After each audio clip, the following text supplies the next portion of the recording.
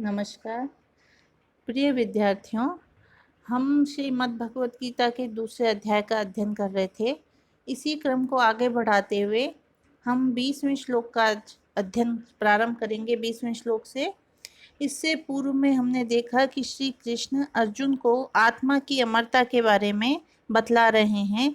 वे अर्जुन से कहते हैं कि जो वस्तु नित्य रहने वाली है, जिसका कभी भी नाश नहीं होने वाला, जो हमेशा अविनाशी है, ऐसी वस्तु के बारे में, उसकी नष्ट होने के बारे में यदि अगर हम दुख करें तो वह तो मूर्खता ही होगी, क्योंकि जो वस्तु हमेशा ही रहती है, उसका कभी भी नाश नहीं होता, उसके बारे में दुख करना तो मूर्खता है। ऐसे ही आत्म तत्व कैसा है? हमेशा ही रहने वाला है, कभी भी उसका नाश, तीनों कालों में कभी भी उसका नाश नहीं होता, देश काल से वह परे है।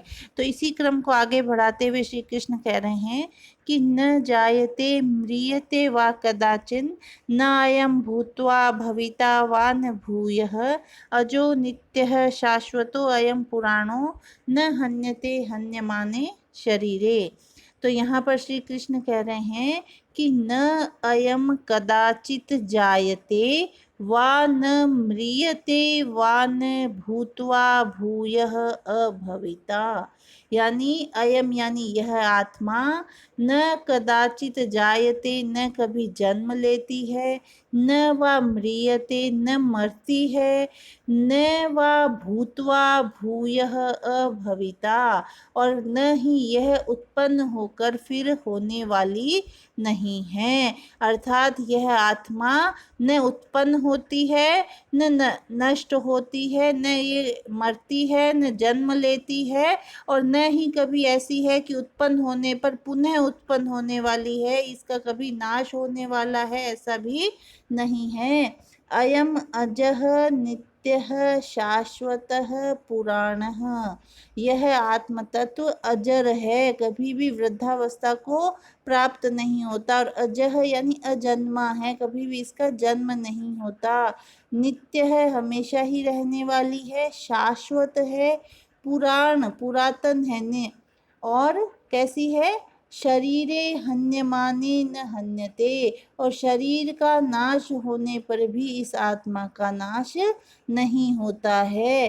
तो इस प्रकार से यह आत्मा न कभी जन्मती है, न मरती है, और न ही यह उत्पन्न होकर फिर होने वाली भी नहीं है। यह अजन्मा, नित्य, शाश्वत और पुरातन है। शरीर का नाश होने पर भी आत्मा का नाश नहीं होता, इसलिए मनुष्य को इसके विषय में चिंता या दुख नहीं करना चाहिए, या इसके नाश होने के भय से कभी अधर्म के मार्ग को नहीं अपनाना चाहिए, क्योंकि यह जो आत्म तत्व है वो तो कभी भी मृत्यु को प्राप्त नहीं होता। ये तो अजन्मा, नित्य, शाश्वत और पुरातन है। अगर कि हमें जो ऐसा लगता है कि हम नष्ट हो गए हैं, वो एक इस आत्म तत्व जो है उसकी जो एक कपड़ों के समान जो देह है उसका नाश होता है।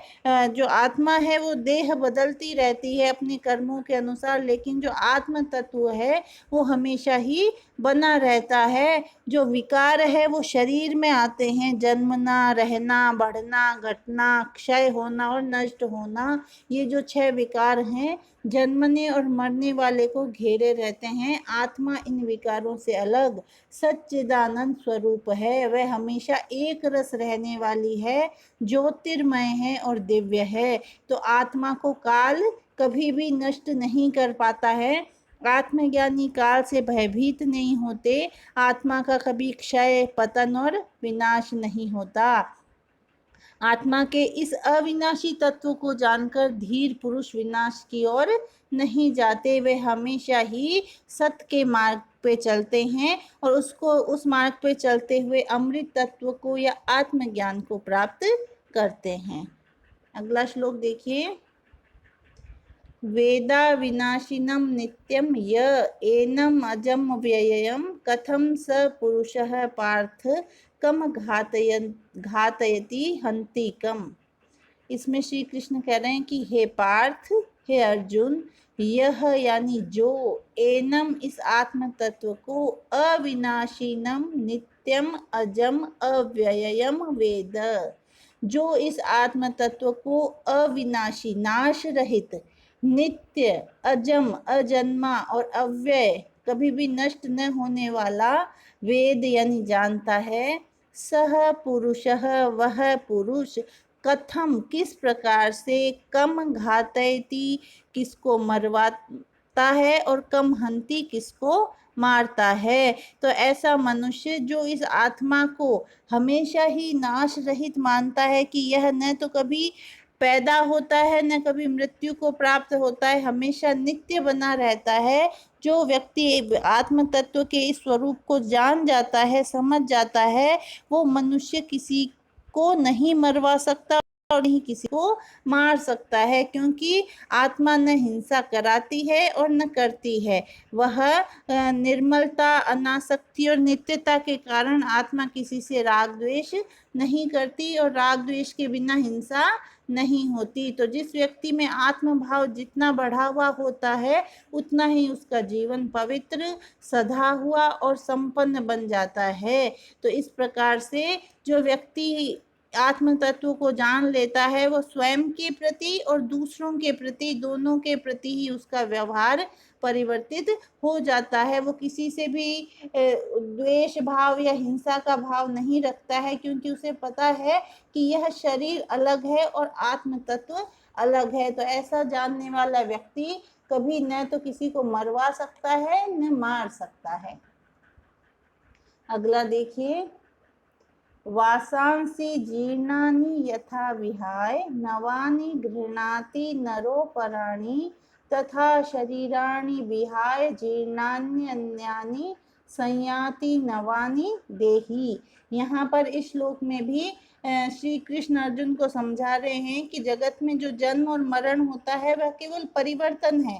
यह परिवर्तन किसी हिंसा का परिणाम नहीं है, अपितु काल और कर्म का प्रभाव है। शरीर के जर्जरित हो जाने पर आत्मा जो दूसरा शरीर ग्रहण कर लेती है, इसमें उसकी कोई आत्म तत्व की कोई वृद्धि या क्षति नहीं होती।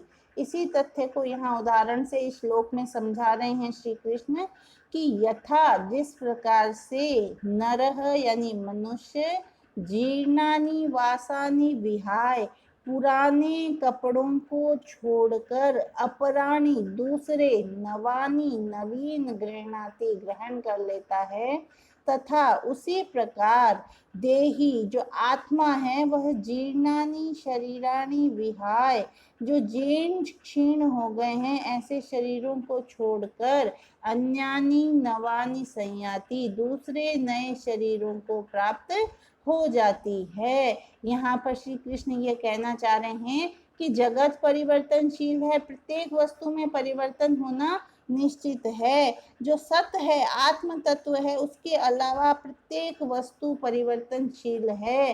तो जो हमें परिवर्तन आत्म तत्व का आत्मज्ञान न होने के कारण जो हम परिवर्तन आत्म तत्व का मानते हैं, वह आत्म तत्व का न होकर इस शरीर का परिवर्तन है। शरीर भी जन्म लेता है, बढ़ता है, वृद्धावस्था को प्राप्त होता है या फिर नष्ट हो जाता है, यह शरीर है। आत्मा का इससे कोई सरोकार नहीं है। आत्मा हमेशा एक रूप रहता है, एक रस रहता है।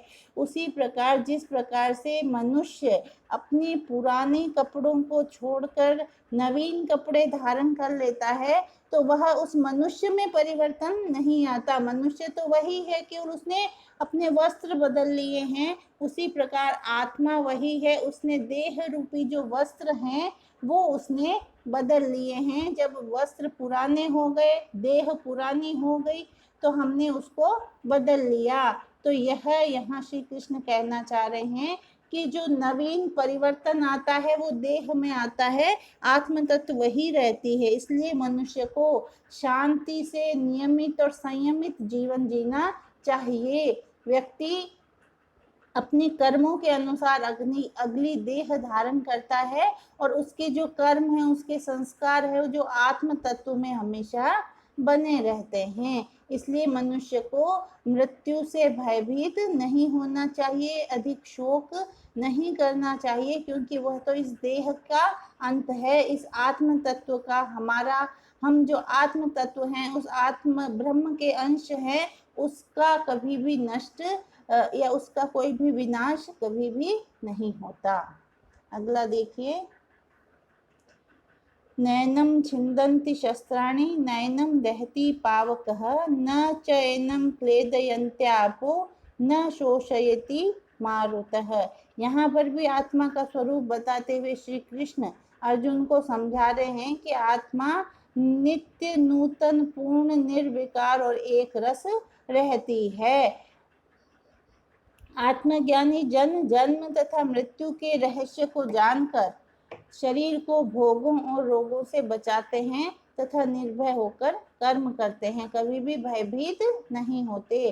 तो देखिए, श्री कृष्ण कह रहे हैं कि न एनम शास्त्राणि छिन्दन्ति, इस आत्मा को, एनम यानी इसको, शस्त्राणि जो शस्त्र है, न छिन्दन्ति काट नहीं सकते, न पावकः एनम दहति, न आग ही इसे जला सकती है, न आपः एनम क्लेदयन्ति, न जल इसे गला सकता है, न च मारुतः शोषयति, और हवा मारुत इसे न शोषयति सुखा नहीं सकती। तो ये यहाँ श्री कृष्ण कहना चाह रहे हैं कि यह जो हमें दिखाई दे रहा है, ये जगत की जो वस्तुएं हैं, जिनको काट सकते हैं, जिनको आग जला सकती है, जिनको जल गला सकता है, वायु जिनको सुखा सकती है, वे वस्तुएं अलग है, और जो सत्य है, आत्म तत्व है, वो इन सब से अलग है। उसका छेदन, भेदन, गलन, जलन आदि विकारों का उस पर कोई प्रभाव नहीं पड़ता। आत्मा के इस विशुद्ध ज्ञान से धीर पुरुष लाभ उठाते हैं और निर्भय होकर कर्तव्य पालन करते हैं।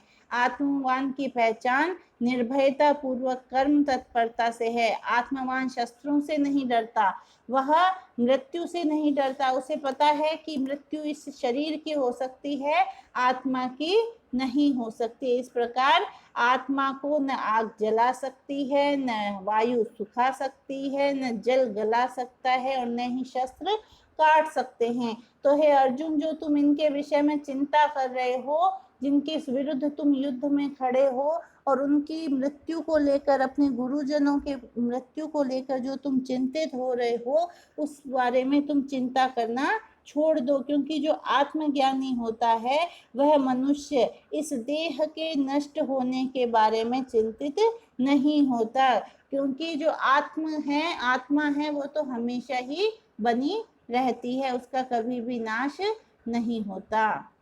अगला श्लोक देखिए, अछेद्यो अयम दाह्यो अयम क्लेद्यो अशोष्य एव च नित्यः सर्वगतः स्थाणुरचलो अयम सनातनः। यहाँ पर भी आत्मा का ही स्वरूप बताते हुए श्री कृष्ण अर्जुन से आगे कह रहे हैं कि अयम यानी यह आत्मा अछेद्य, न छिदने वाली, इसे छेदा नहीं जा सकता। अधाह्य, ये जलाई नहीं जा सकती, न जलने वाली है। अक्लेद्य, न गलने वाली है। और अयम अशोष्य है, और न सूखने वाली है। और ये कैसी है? अयम नित्य है, नित्य है, सर्वगतः, सब और गई हुई है, सर्वव्यापी है, स्थाणु स्थिर है, अचलह अचल है, और सनातन है, सनातन है, हमेशा रहने वाली है। तो यहाँ पर पहले बता दिया कि आत्मा क्या नहीं है, कि उसमें किस प्रकार के विकार नहीं आ सकते, और फिर अगली पंक्ति में श्री कृष्ण ने बताया है कि आत्मा क्या है। तो पहले बता दिया कि आत्मा किसी विकार से ग्रसित नहीं होती, किसी भी प्रकार से उसमें हम विकार पैदा नहीं कर सकते। वो हमेशा एक रूप ही रहती है, नित्य है वह। और फिर उसके पश्चात आगे बताते हुए कह रहे हैं कि आत्मा कैसी है? नित्य, सर्वगतः, स्थाणुर अचलो अयम सनातन है। यह आत्मा नित्य है, सर्वव्यापी है, अचल है, स्थिर है, और सनातन है। इस प्रकार से आत्म तत्व हमेशा ही अविचल रूप में रहने वाला है। इसी गुण के कारण कि आत्मा कभी न घटती है न हटती है, सर्वव्यापी है और स्थिर है, अचल है। इन गुणों के कारण आत्मा सनातन है।